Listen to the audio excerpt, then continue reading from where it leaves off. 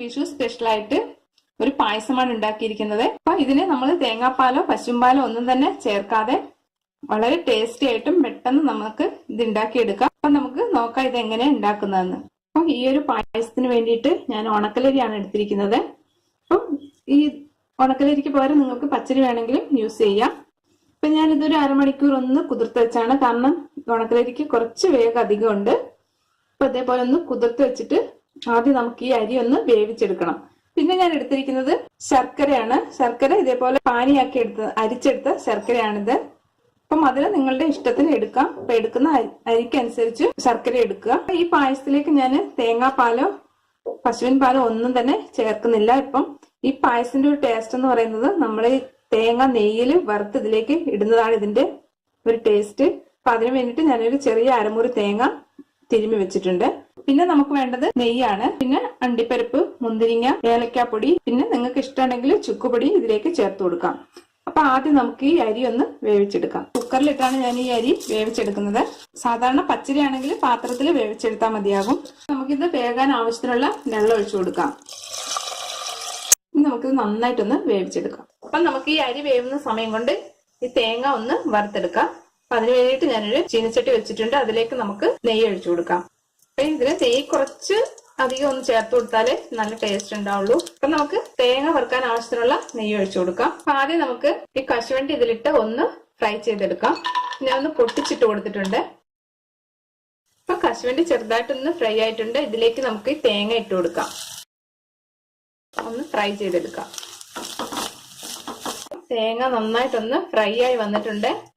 അപ്പൊ ഈ ഒരു പാകത്തിന് മതിയാവും കേട്ടോ. അപ്പൊ ഈ നെയ്യൊക്കെ നന്നായിട്ട് തേങ്ങയിലൊന്ന് പിടിക്കുന്ന വരെ ഈ ഒരു കളറിൽ മതിയാകും. ഒരുപാടങ്ങ് ഡാർക്ക് ബ്രൗൺ ആവണ്ട. ഈ ഒരു കളറിൽ. അപ്പൊ നമുക്കിത് ഓഫ് ചെയ്യാം. നമ്മൾ അരി വേവിക്കാൻ വെച്ചതും നന്നായിട്ട് വെന്ത് വന്നിട്ടുണ്ട്. അപ്പൊ കുറച്ച് താമസം എടുക്കും ഈ ഉണക്കലരി ഒന്ന് വെന്ത് കിട്ടാൻ. 7-8 വിസിൽ വെച്ചിട്ടാണ് ഞാൻ ഇത് വേവിച്ചെടുത്തത്. അപ്പൊ പച്ചരി ആണെങ്കിൽ നിങ്ങൾ സാധാരണ പാത്രത്തിലിട്ട് വേവിച്ചെടുത്താൽ മതിയാകും. ഇനി നമുക്കിത് നെയ്യിൽ ഈ വേവിച്ച അരി നന്നായിട്ടൊന്ന് വരട്ടിയെടുക്കണം. അപ്പൊ അതിന് വേണ്ടിയിട്ട് ഞാൻ ഇതേപോലെ ഒരു പാത്രം വെച്ചിട്ടുണ്ട്. ഇതിലേക്ക് നമുക്ക് നെയ്യ് ചേർത്ത് കൊടുക്കാം. അപ്പൊ നെയ്യ് കുറച്ച് അധികം ചേർത്ത് കൊടുക്കണം. ഇത് ഞാനൊരു 3 ടേബിൾ സ്പൂൺ നെയ്യ് ഒഴിച്ചു കൊടുക്കുന്നുണ്ട്. അപ്പൊ ഈ നെയ്യിൽ നമുക്ക് ആ വേവിച്ച് വെച്ചിരിക്കുന്ന അരി നന്നായിട്ടൊന്ന് വരട്ടിയെടുക്കാം. അപ്പൊ നെയ്യ് നല്ല ചൂടായിട്ടുണ്ട്. നമുക്ക് ഇതിലേക്ക് അരി ചേർത്ത് കൊടുക്കാം. അപ്പൊ ഇത് ഈ നെയ്യിൽ നന്നായിട്ട് ഈ പച്ചരി വേവിച്ചത് നന്നായിട്ടൊന്ന് വരട്ടിയെടുക്കണം.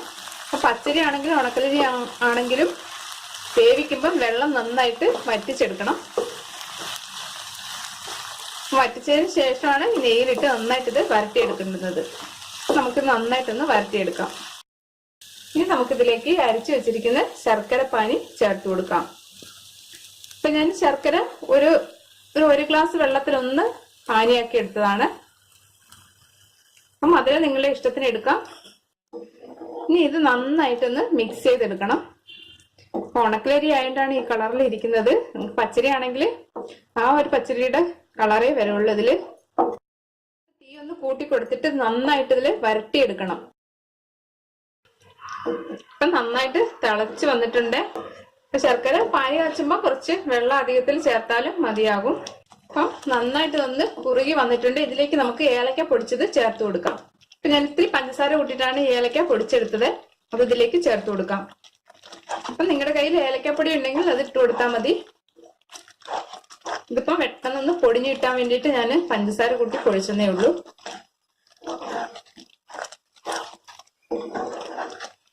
അപ്പൊ പായസം നന്നായിട്ട് കുറുകി വന്നിട്ടുണ്ട്.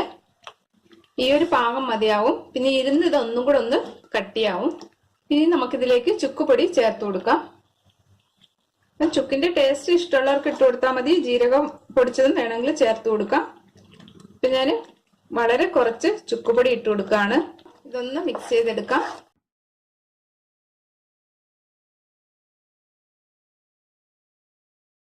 ഇനി നമുക്ക് ഇതിലേക്ക് ഈ വറുത്ത് വെച്ചിരിക്കുന്ന തേങ്ങയും കശുവണ്ടിയും ചേർത്ത് കൊടുക്കാം. നമുക്കിതൊന്ന് മിക്സ് ചെയ്തെടുക്കാം.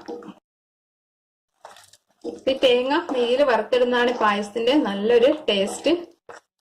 അപ്പം വേണമെങ്കിൽ കുറച്ചുകൂടി നെയ്യ് നിങ്ങൾക്ക് ചേർത്ത് കൊടുത്ത് വരട്ടിയെടുക്കാം. ഇനി നമുക്ക് ഇത് വാങ്ങി വെക്കാം. അപ്പം നമ്മളുടെ നെയ്യരി പായസം റെഡി ആയിട്ടുണ്ട്. അപ്പൊ ഈ വിഷുവിന് ഇതെല്ലാരും ഒന്ന് ട്രൈ ചെയ്യുക. പാലൊന്നും ചേർക്കാതെ നമുക്ക് പെട്ടെന്ന് തന്നെ ഇത് ഉണ്ടാക്കിയെടുക്കാൻ പറ്റും. അപ്പം വീഡിയോ ഇഷ്ടമായിട്ടുണ്ടെങ്കിൽ ഒന്ന് ലൈക്ക് ചെയ്യാനും സബ്സ്ക്രൈബ് ചെയ്യാനും മറക്കല്ലേ. താങ്ക്